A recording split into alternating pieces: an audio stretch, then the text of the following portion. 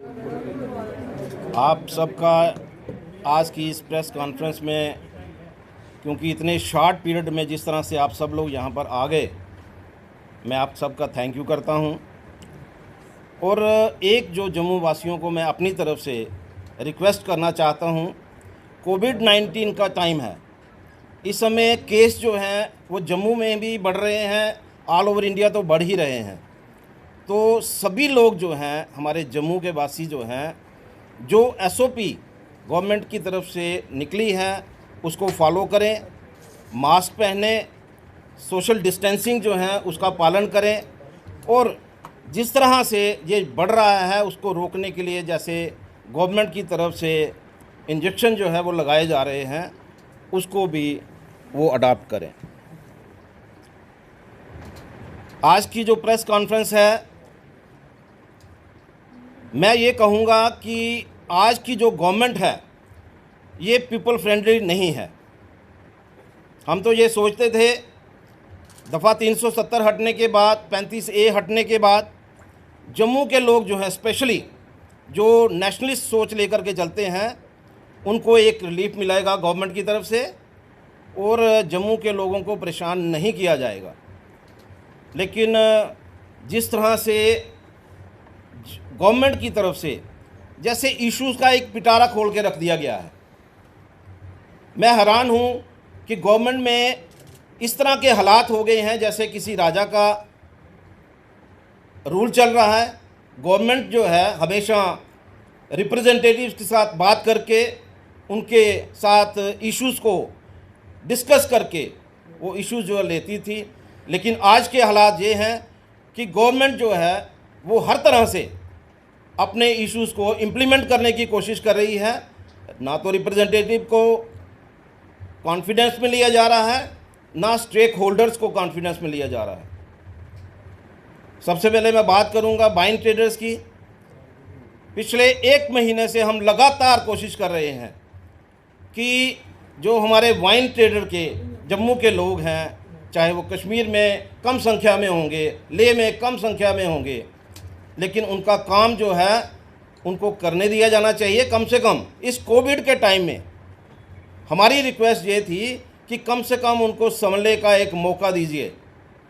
1 साल जो है वो बहुत कम है, कम से कम उनको 2 साल का टाइम दीजिए, वो अपने आप को संभाल तो सके अगर नई पॉलिसी आपने लानी है। और जिस तरह की ये पॉलिसी लाई गई है, मैं इस पॉलिसी को देख करके हैरान हूँ कि किस तरह की पॉलिसी जो है, ये पीपल फ्रेंडली पॉलिसी नहीं लाई गई है, ये लोगों को गुमराह करने की पॉलिसी लाई गई है। और मैं आपके माध्यम से जो यूटी गवर्नमेंट है उसको रिक्वेस्ट करना चाहूँगा कि इस पॉलिसी को इमीडिएटली विड्रा करें। और जो इस समय जो हमारे वाइन ट्रेडर्स हैं जिनके पास, देखिए मैं ये कहूँगा, हम वाइन के हक़ में नहीं हैं। हम ये नहीं चाहते कि जम्मू के लोग जो हैं वो एडिक्ट हो जाएं वाइन के।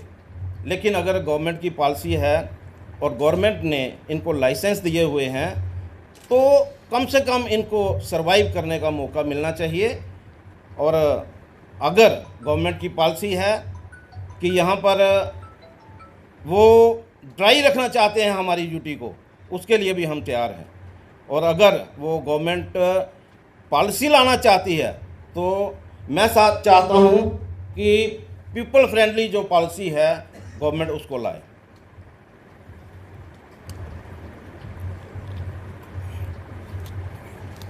आज मैं देख रहा हूँ कि 1 महीने से लगातार मैंने एलजी साहब को भी अप्रोच किया, मैंने डॉक्टर जितेंद्र सिंह जी को भी अप्रोच किया और बहुत बार कोशिश की कि जो यहाँ पर डिपार्टमेंट के लोग हैं जो बैठे हुए हैं, मैं चाहता हूँ कि इस पॉलिसी को कम से कम 2 साल के लिए ये डिले करें। और अगर ये पॉलिसी लाना चाहते हैं, एक पीपल फ्रेंडली पॉलिसी लाएं। और देखिए एक बात तो पक्की है कि रेवेन्यू जनरेट करना गवर्नमेंट का काम नहीं है। केबल रेवेन्यू जनरेट करना गवर्नमेंट का काम नहीं है। गवर्नमेंट का काम अनएम्प्लॉयमेंट भी दूर करना है। और इस तरह से ये अनएम्प्लॉयमेंट की जगह, दूर करने की जगह अनएम्प्लॉयमेंट क्रिएट की जा रही है। तो मेरी यही रिक्वेस्ट है कि इस पॉलिसी को अभी के अभी विराम दिया जाए। मैं आपके माध्यम से कॉरपोरेशन जो हमारे मित्र वहाँ पर बैठे हुए हैं उन तक भी अपनी बात पहुँचाना चाहता हूँ कि जिस तरह का एक एटीट्यूड बन गया है कि जम्मू को किस तरह से जम्मू के बिजनेसमैन को तंग किया जाए।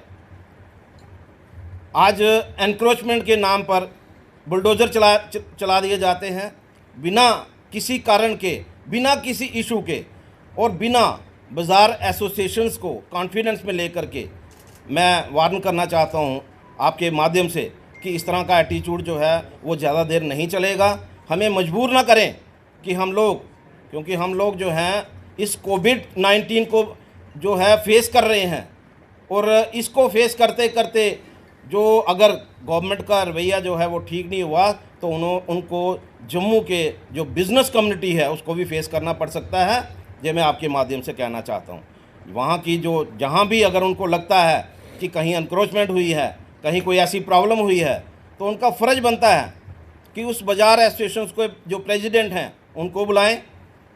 जो यहाँ पर हम लोग चैम्बर के प्रेसिडेंट जहाँ पर ऑफिस में बैठे हुए हैं, आज तक कभी हमारे साथ इन्होंने मीटिंग नहीं की कि भाई किसी एरिया में इनको लग रहा है कि ये इंक्रोचमेंट है तो इसको आप क्लियर करवा सकते हैं तो आप करवाइए। हम अपील करेंगे, अपने माध्यम से अपील करेंगे, आपके माध्यम से अपील करेंगे कि कोई भी व्यक्ति जो है वो एनक्रोच ना करे, लेकिन हर चीज़ का एक तरीका है, हर चीज़ का एक सल्यूशन है। और मैं चाहता हूँ कि जो एडमिनिस्ट्रेशन है उस सल्यूशन को अडाप्ट करे, ना कि इस तरह की जो एटीट्यूड है कि बुलडोज़र गए और वहाँ पर तोड़ना शुरू कर दिया। ये हम लोग ज़्यादा देर बर्दाश्त नहीं करेंगे।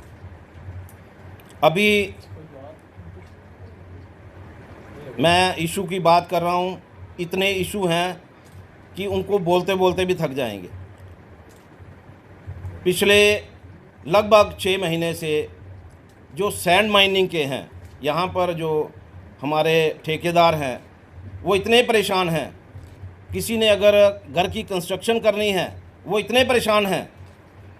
एक रॉ मटेरियल जो है जो उनको 1000 रुपये में अगर लोड मिलता था वो आज 4000 में लोड मिल रहा है। तो मैं समझता हूँ कि गवर्नमेंट को ये पॉलिसी जो है उसको देखना चाहिए कि गवर्नमेंट का काम है ये। गवर्नमेंट जो है, अब आज मैं सुन रहा हूँ कि जीएसटी की नीमें निकली हुई हैं। किस लिए निकली हुई हैं? वो देखने के लिए कि क्या जीएसटी जो है प्रॉपर लोग दे रहे हैं कि नहीं दे रहे हैं। अरे हर चीज़ जो है गवर्नमेंट, जो हमारे लोग जो हैं वो प्रॉपर देते हैं।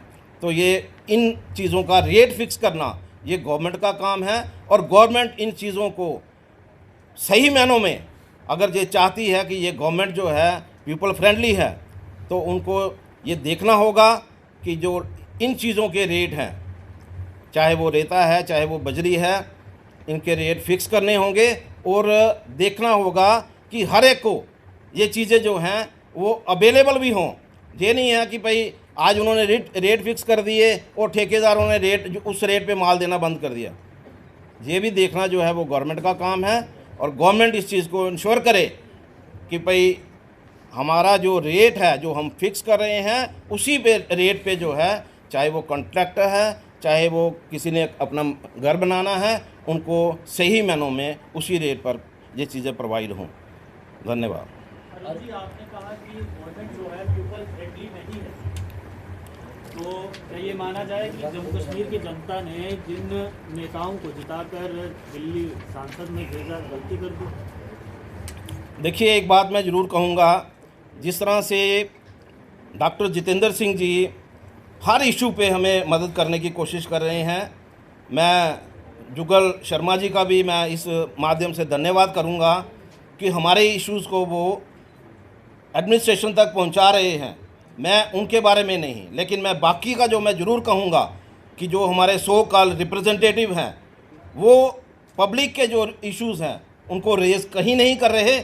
और मैं आपके माध्यम से उन तक ये बात ज़रूर पहुँचाऊँगा कि वो कम से कम हमारे जो इश्यूज़ हैं, पब्लिक के इश्यूज़ हैं, वो गवर्नमेंट तक पहुंचाएं, एडमिनिस्ट्रेशन तक पहुंचाएं। सर, कहीं ना कहीं आपको लगता है कि जो ब्यूरोक्रेसी है जम्मू कश्मीर में हावी है, किसी को बात नहीं सुनी जा रही है? बिल्कुल, आप बिल्कुल सही बोल रहे हैं। ब्यूरोक्रेसी जो है वो इस तरह से उनका एटीट्यूड तो ये बन गया हुआ है जैसे ऊपर राजा बैठे हैं और वो उनके सिपह सलार बैठे हुए हैं।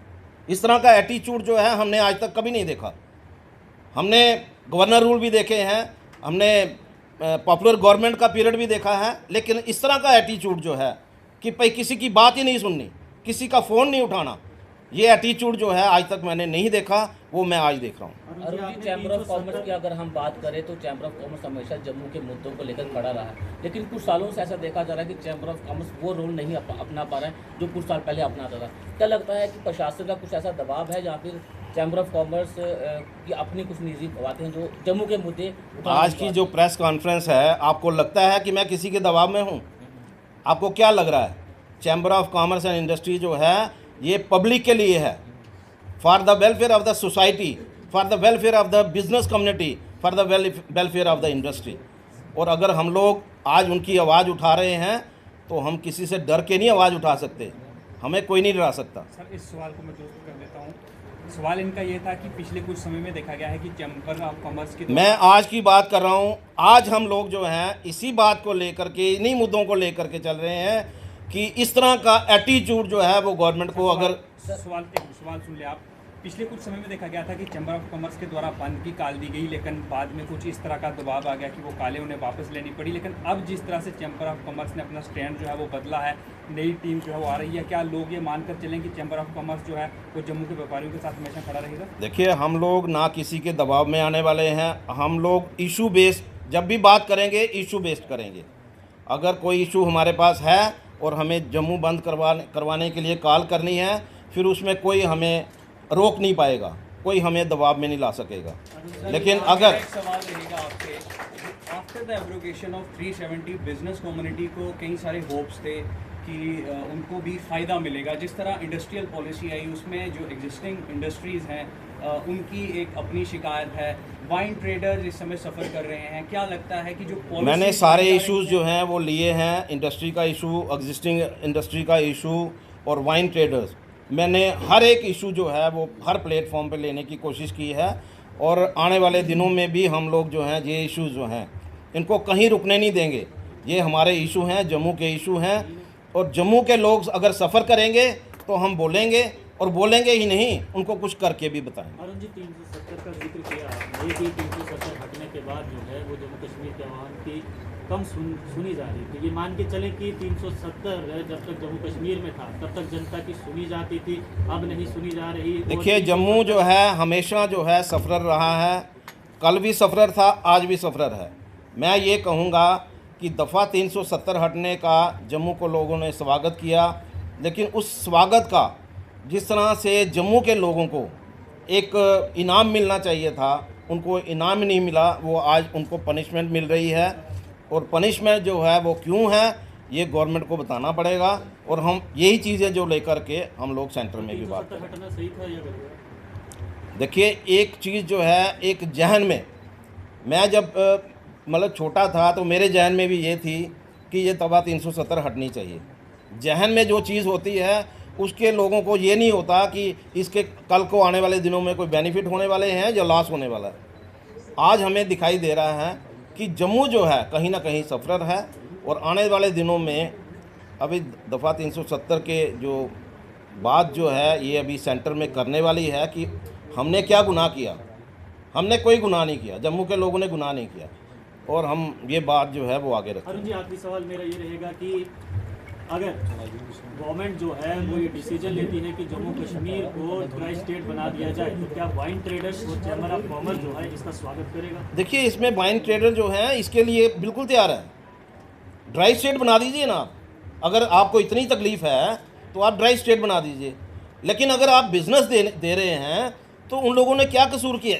उनको ये बोला जा रहा है कि आपको हो गए 50 साल, किसी को हो गए 40 साल।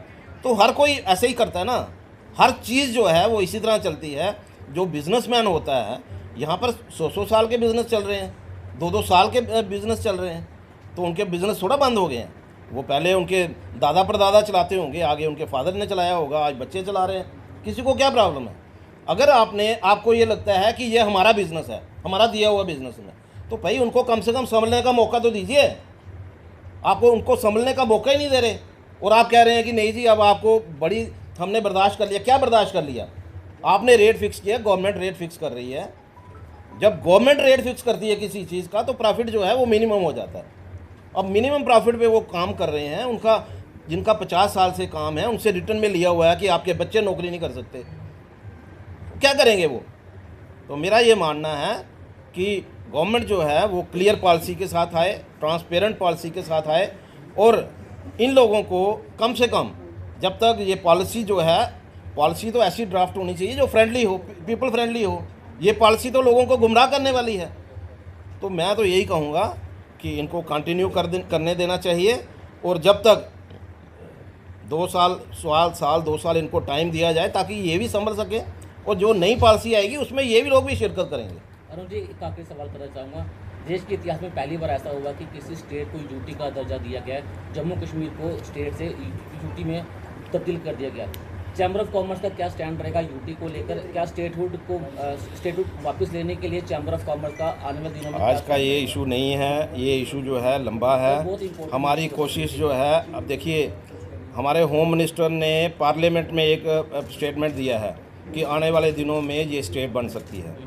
तो हमें ये समझना चाहिए कि उनका इशारा काफ़ी है, ये स्टेट बन सकती है। सर, मेरा सवाल आपसे ये रहेगा कि अभी कर्फ्यू लगा दिया गया है 10 बजे से लेकर सुबह 6 बजे तक। अगर लॉकडाउन हो जाता है तो व्यापारी वर्ग पर कितना असर पड़ेगा और आपकी तरफ से क्या कुछ रहेगा? देखिए, एक बात तो सीधी है, लॉकडाउन में जिस तरह से पिछले भी लॉकडाउन में अगर देखिए 3-3, 4-4 महीने जो हैं बिज़नेस बंद रहे हैं। सफ़र किसने किया है?